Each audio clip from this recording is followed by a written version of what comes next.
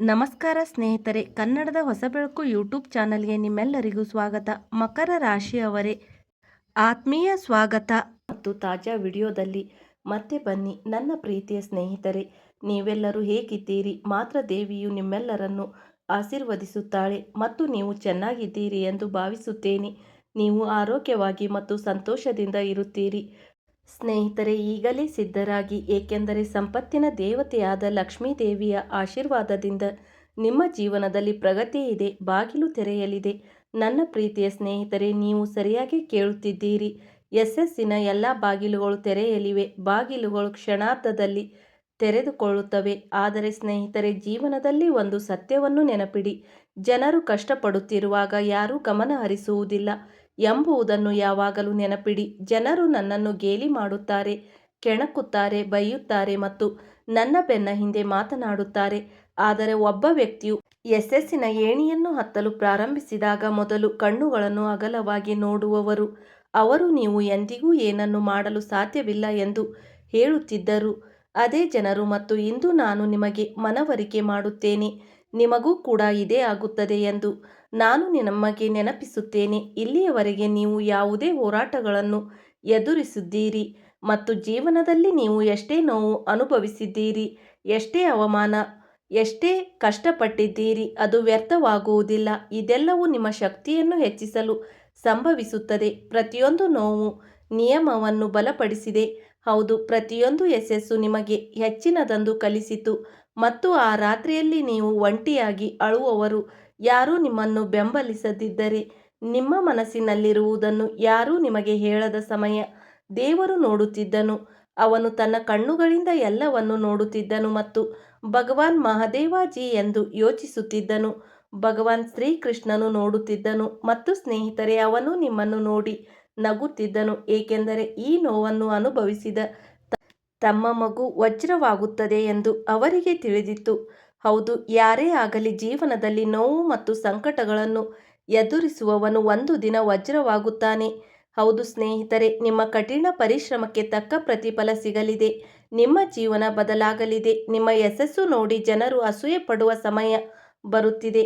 ಹೌದು ಸ್ನೇಹಿತರೆ, ನಿಮಗೆ ತಿಳಿದಿದೆಯೇ ವಿಚಿತ್ರವಾದ ವಿಷಯ ಯಾವುದು? ನೀವು ಬೇಸರಗೊಂಡಾಗ ಜನರು ಬಡ ವ್ಯಕ್ತಿ ಎಂದು ಹೇಳುತ್ತಾರೆ, ಅವನಿಗೆ ಏನೂ ಆಗುವುದಿಲ್ಲ. ನೀವು ಏರಲು ಪ್ರಾರಂಭಿಸಿದಾಗ ಅದೇ ಜನರು ಓ ಇದು ನಿಮ್ಮ ಅದೃಷ್ಟ ಎಂದು ಹೇಳುತ್ತಾರೆ. ಇದು ಒಂದು ಆಟ. ಮತ್ತು ನೀವು ಮೇಲಕ್ಕೆ ತಲುಪಿದಾಗ ಅದೇ ಜನರು ಅವನು ಏನು ಮಾಡಿರಬೇಕು ಎಂದು ಹೇಳುತ್ತಾರೆ. ಅವರು ತಪ್ಪು ವಿಧಾನವನ್ನು ಅಳವಡಿಸಿಕೊಳ್ಳಬಹುದು. ಜನರು ಏನು ಮಾಡಬೇಕಾದರೂ ಹೇಳುತ್ತಾರೆ. ಆದರೆ ಒಂದೇ ವ್ಯತ್ಯಾಸವೆಂದರೆ ಈಗ ನೀವು ನಗುತ್ತೀರಿ. ಹೌದು ಸ್ನೇಹಿತರೆ, ನೀವು ಪ್ರಗತಿ ಹೊಂದಿದಾಗ ಅನೇಕ ಜನರು ನಿಮ್ಮನ್ನು ಕೆಡವಲು ಪ್ರಯತ್ನಿಸುತ್ತಾರೆ. ಕೆಲವರು ಮೋಸಗಾರರು, ಕೆಲವು ಸುಳ್ಳುಗಾರರು, ಯಾರೋ ಸುಳ್ಳುಗಳನ್ನು ಹರಡುತ್ತಾರೆ, ಯಾರೋ ನಿಮಗೆ ಹಾನಿ ಮಾಡಲು ಸಂಚು ಹೂಡುತ್ತಾರೆ.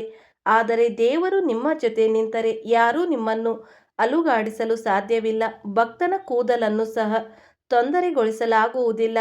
ಹೌದು ಸ್ನೇಹಿತರೆ, ನೋಡಿ ನನ್ನ ಪ್ರೀತಿಯ ಸ್ನೇಹಿತರೆ, ಕಷ್ಟಗಳಿಗೆ ಹೆದರುವುದರಿಂದ ಒಬ್ಬರು ತಮ್ಮ ಹಾದಿಯನ್ನು ಬದಲಾಯಿಸುವುದಿಲ್ಲ. ಒಬ್ಬರ ಧೈರ್ಯ ಬಲವಾಗಿದ್ದರೆ ಅವರು ಪರಿಸ್ಥಿತಿಯನ್ನು ಬದಲಾಯಿಸಬಹುದು. ಅದು ಕೂಡ ಬದಲಾವಣೆಗೆ ಒಳಪಟ್ಟಿರುತ್ತದೆ. ಹಾಗಾದರೆ ಇಂದು ಸಮಯ ಸ್ವಲ್ಪ ಒರಟಾಗಿದ್ದರೆ ಏನು? ನಾಳೆ ಅದೇ ಸಮಯ ನಿಮ್ಮದಾಗಿರುತ್ತದೆ, ಹೆಸರಿನಿಂದ ಗುರುತಿಸಲ್ಪಡುತ್ತದೆ. ಹೌದು ನನ್ನ ಪ್ರೀತಿಯ ಸ್ನೇಹಿತರೆ, ನಿಮ್ಮ ಮಾಹಿತಿಗಾಗಿ ನಾನು ನಿಮ್ಮೆಲ್ಲರಿಗೂ ಹೇಳುತ್ತೇನೆ, ಜೀವನದಲ್ಲಿ ನೀವು ಎಷ್ಟೇ ಕಷ್ಟಗಳನ್ನು ಎದುರಿಸಿದ್ದೀರಿ, ನಿಮ್ಮ ಕಠಿಣ ಪರಿಶ್ರಮ ಮತ್ತು ನಿಮ್ಮ ನಂಬಿಕೆಯನ್ನು ನಮಗೆ ನೀಡಿ ಮತ್ತು ಸಕಾರಾತ್ಮಕ ಚಿಂತನೆಯನ್ನು ಎಂದಿಗೂ ಬಿಟ್ಟುಕೊಡಬೇಡಿ. ಏಕೆಂದರೆ ಕತ್ತಲ ರಾತ್ರಿಯ ನಂತರ ಮುಂಜಾನೆ ಬರುತ್ತದೆ, ಖಂಡಿತವಾಗಿಯೂ ಬರುತ್ತದೆ. ನಾನು ನಿಮಗೆ ಹೇಳಲು ಬಯಸುತ್ತೇನೆ, ಪ್ರತಿದಿನ ಬೆಳಿಗ್ಗೆ ಸ್ನೇಹಿತರೆ, ನಿಮ್ಮ ಜೀವನದಲ್ಲಿ ಎಂತಹದೇ ಸಮಸ್ಯೆಗಳು ಇದ್ದರೂ ಸ್ಕ್ರೀನ್ ಮೇಲೆ ಕಾಣುತ್ತಿರುವ ಗುರೂಜಿ ಅವರಿಗೆ ಕರೆ ಮಾಡಿ ನಿಮ್ಮ ಸಮಸ್ಯೆಗಳನ್ನು ಬಗೆಹರಿಸಿಕೊಳ್ಳಬಹುದು. ಗುರೂಜಿ ಅವರು ವಿದ್ಯೆ, ಉದ್ಯೋಗ, ವ್ಯಾಪಾರ, ಗಂಡ ಹೆಂಡತಿ ಕಲಹ, ಅತ್ತೆ ಸೊಸೆ ಕಲಹ, ಮದುವೆ ವಿಳಂಬ, ಸಂತಾನ ಸಮಸ್ಯೆ, ಶತ್ರುಕಾಟ, ವಶೀಕರಣ ಮುಂತಾದ ಸಮಸ್ಯೆಗಳಿಗೆ ಶೀಘ್ರ ಶಾಶ್ವತ ಪರಿಹಾರ ಮಾಡಿಕೊಡುತ್ತಾರೆ. ತುಳುನಾಡಿನ ದೈವಾರಾಧನೆಯಿಂದ ಶ್ರೀ ಶಿರಡಿ ಸಾಯಿಬಾಬಾ ದೈವಿಕ ಶಕ್ತಿಯಿಂದ ಶಾಶ್ವತವಾಗಿ ಪರಿಹಾರ ಮಾಡಿಕೊಡುತ್ತಾರೆ. ಸ್ನೇಹಿತರೆ, ಇನ್ನೊಂದು ವಿಷಯ, ನಿಮ್ಮ ಪೂಜಾ ಸ್ಥಳದಲ್ಲಿ ತುಪ್ಪದ ದೀಪವನ್ನು ಹಚ್ಚಿ ಮತ್ತು ನಿಮ್ಮ ನೆಚ್ಚಿನ ದೇವರನ್ನು ಸ್ಮರಿಸಿ ನಿಮ್ಮ ಆಶೆಯನ್ನು ಹೇಳಿ ಮತ್ತು ಸರಿಯಾದ ಮಾರ್ಗವನ್ನು ತೋರಿಸಲು ದೇವರಲ್ಲಿ ಪ್ರಾರ್ಥಿಸಿ. ಸ್ನೇಹಿತರೆ, ನೀವು ಈ ಪರಿಹಾರವನ್ನು ಮಾಡಿದರೆ ದೇವರು ನಿಮ್ಮ ಬಗ್ಗೆ ಸಂತೋಷ ಪಡುತ್ತಾನೆ ಮತ್ತು ಖಂಡಿತವಾಗಿಯೂ ನಿಮಗೆ ಸಹಾಯ ಮಾಡುತ್ತಾನೆ. ಬನ್ನಿ, ನಿಮ್ಮ ಅದೃಷ್ಟಕ್ಕಿಂತ ನಿಮ್ಮ ಕ್ರಿಯೆಗಳನ್ನು ಹೆಚ್ಚು ನಂಬಿರಿ. ಎಷ್ಟೇ ಕಷ್ಟವಾದರೂ ಪರವಾಗಿಲ್ಲ, ಆದರೂ ನಿಮ್ಮ ಮುಖದಲ್ಲಿ ನಗು ಇರಲಿ. ಸ್ನೇಹಿತರೆ, ನಿಮ್ಮೊಳಗೆ ನಗು ಇದ್ದರೆ ಮತ್ತು ಯಾವಾಗಲೂ ಎಲ್ಲವನ್ನು ಸಂತೋಷದಿಂದ ಮಾಡಿದರೆ ಸೋಲುವ ಪ್ರಶ್ನೆಯೇ ಇರುವುದಿಲ್ಲ. ಶುಕ್ರವಾರ ಮಾತ್ರ ದೇವಿಗೆ ಕೆಂಪು ಹೂಗಳನ್ನು ಅರ್ಪಿಸಿ ಮತ್ತು ಭಕ್ತಿಯಿಂದ ಪ್ರಾರ್ಥಿಸಿ. ಅದನ್ನು ಮಾಡಿ ನಂತರ ನನ್ನ ಪ್ರೀತಿಯ ಸ್ನೇಹಿತರೆ, ದಯವಿಟ್ಟು ಅಗತ್ಯವಿರುವ ವ್ಯಕ್ತಿಗೆ ಆಹಾರ ಮತ್ತು ನಿಮ್ಮ ಸಾಮರ್ಥ್ಯಕ್ಕೆ ಅನುಗುಣವಾಗಿ ಸಹಾಯ ಮಾಡಿ. ಈ ಪರಿಹಾರವು ತುಂಬ ಅದ್ಭುತವಾಗಿದೆ ಮತ್ತು ಇದರಿಂದ ದೇವರು ನೇರವಾಗಿ ಅಥವಾ ಪರೋಕ್ಷವಾಗಿ ಸಂತೋಷ ಪಡುತ್ತಾನೆ.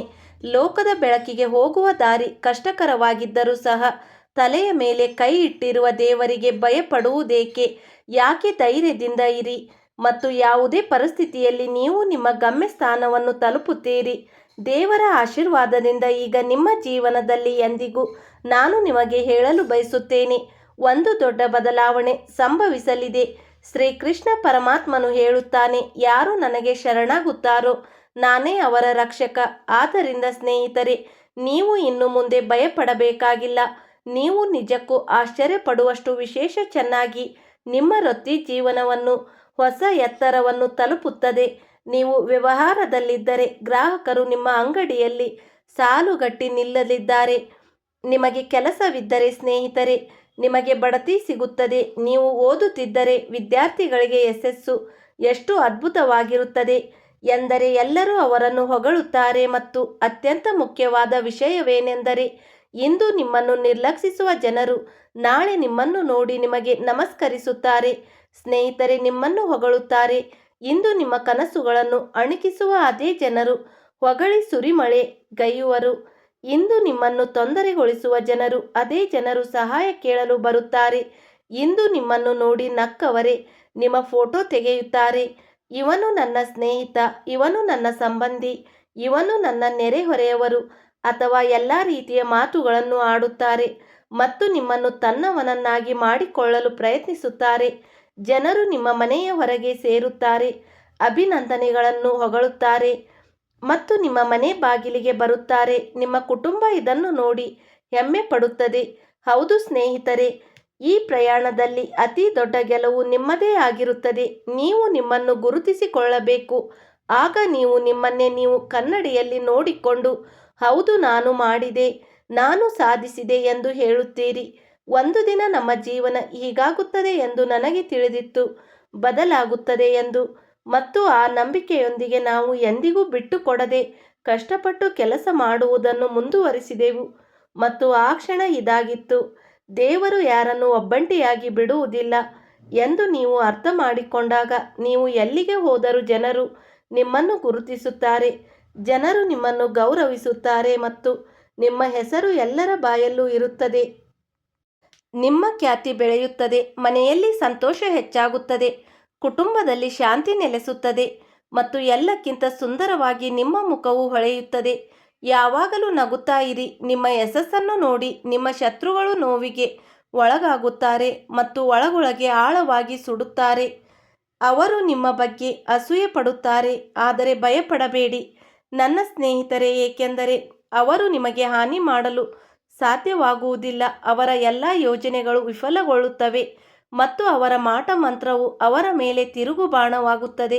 ದೇವರು ಸ್ವತಃ ಅವರ ಮಾರ್ಗವನ್ನು ನಿರ್ಬಂಧಿಸುತ್ತಾನೆ. ಮಹಾದೇವನ ತ್ರಿಶೂಲವು ಎಲ್ಲ ದುಷ್ಟ ಶಕ್ತಿಯನ್ನು ನಾಶ ಮಾಡುತ್ತದೆ. ಕೃಷ್ಣನ ಸುದರ್ಶನ ಚಕ್ರವು ಎಲ್ಲ ಶತ್ರುಗಳನ್ನು ಸೋಲಿಸುತ್ತದೆ. ನೀವು ಎಷ್ಟು ನೋಡಿದ್ದೀರಿ, ಎಷ್ಟೋ ಬಾರಿ ಅವನು ದೇವರಿಗೆ ಮೊರೆ ಇಟ್ಟನು, ಓ ಕರ್ತನೇ, ಓ ಪರಮಾತ್ಮನೇ, ನನಗೆ ಸಹಾಯ ಮಾಡು, ಏಕೆಂದರೆ ನನಗೆ ಈ ಲೋಕದಲ್ಲಿ ನಿನ್ನ ಹೊರತು ಬೇರೆ ಯಾರೂ ಇಲ್ಲ. ಆಗ ದೇವರು ನಿನ್ನ ಕರೆಯನ್ನು ಕೇಳುತ್ತಿದ್ದನು. ದೇವರು ನಿನ್ನನ್ನು ಪ್ರತಿ ಬಾರಿಯೂ ಕೇಳಿದ್ದಾನೆ. ಅದು ಸರಿಯಾದ ಸಮಯಕ್ಕಾಗಿ ಕಾಯುತ್ತಿದ್ದಾನೆ ಮತ್ತು ಈಗ ಅದು ಸರಿಯಾಗಿದೆ. ನನ್ನ ಪ್ರೀತಿಯ ಸ್ನೇಹಿತರೆ, ನಾಳೆ ಸೂರ್ಯ ಉದಯಿಸುವುದನ್ನು ಊಹಿಸಿಕೊಳ್ಳಿ ಮತ್ತು ಅದು ಕೇವಲ ಸೂರ್ಯನಾಗಿರುವುದಿಲ್ಲ. ನಿಮ್ಮ ಜೀವನದಲ್ಲಿ ಹೊಸ ಅಧ್ಯಾಯ ಪ್ರಾರಂಭವಾಗುತ್ತದೆ.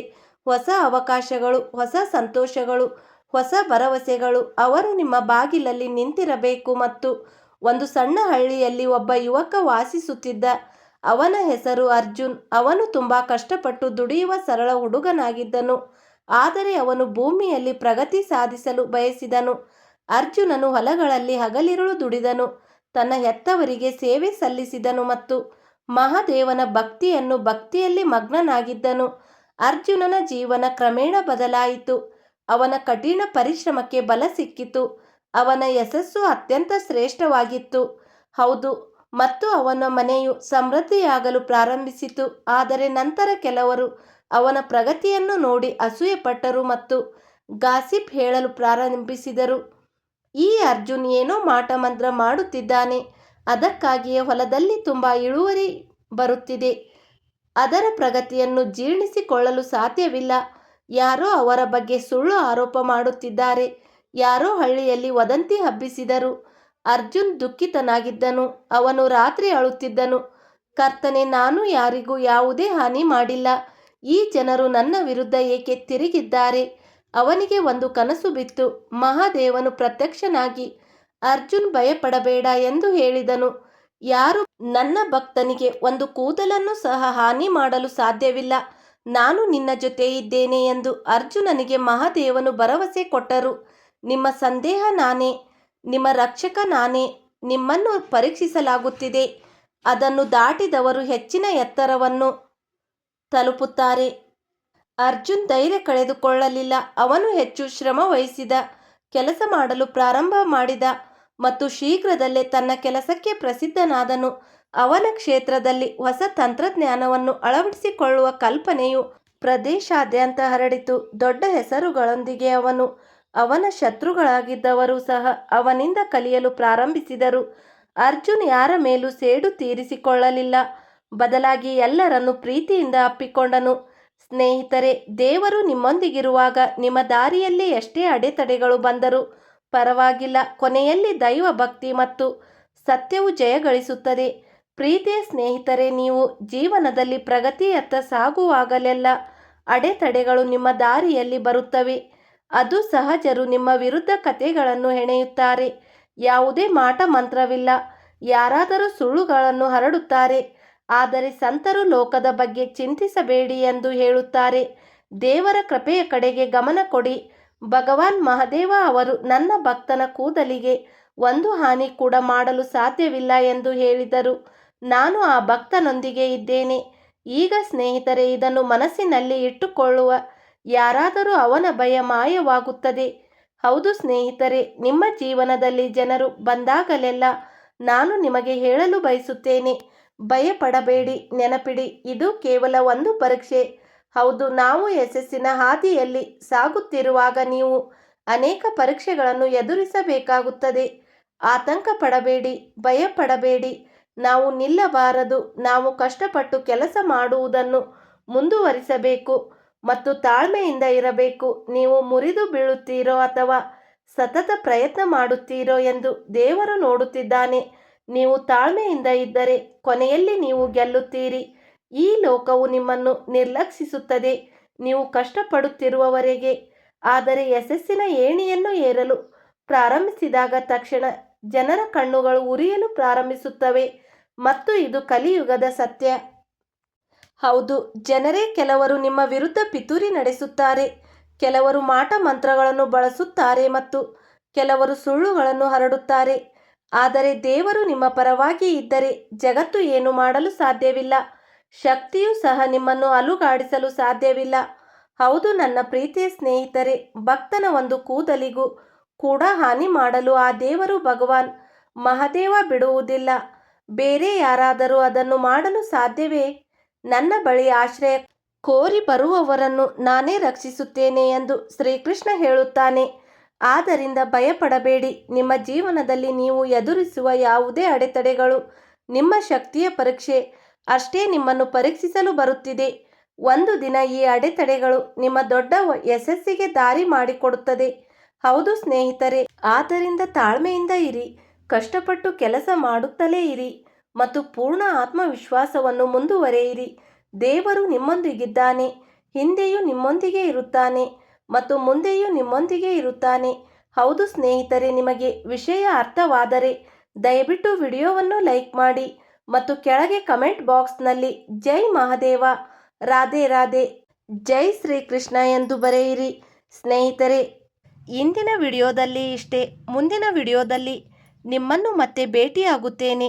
ಅಲ್ಲಿಯವರೆಗೆ ಸುರಕ್ಷಿತವಾಗಿರಿ, ಆನಂದವಾಗಿರಿ. ನಿಮ್ಮ ಕುಟುಂಬದ ಆರೋಗ್ಯ ಚೆನ್ನಾಗಿರಲಿ, ನಿಮ್ಮ ಆರೋಗ್ಯ ಚೆನ್ನಾಗಿರಲಿ, ದಿನ ಚೆನ್ನಾಗಿರಲಿ ಎಂದು ನಾನು ಆ ಮಹಾದೇವನಲ್ಲಿ ಬೇಡಿಕೊಳ್ಳುತ್ತೇನೆ. ಇಲ್ಲಿಯವರೆಗೆ ವಿಡಿಯೋ ನೋಡಿದ್ದಕ್ಕಾಗಿ ಧನ್ಯವಾದಗಳು ಸ್ನೇಹಿತರೆ.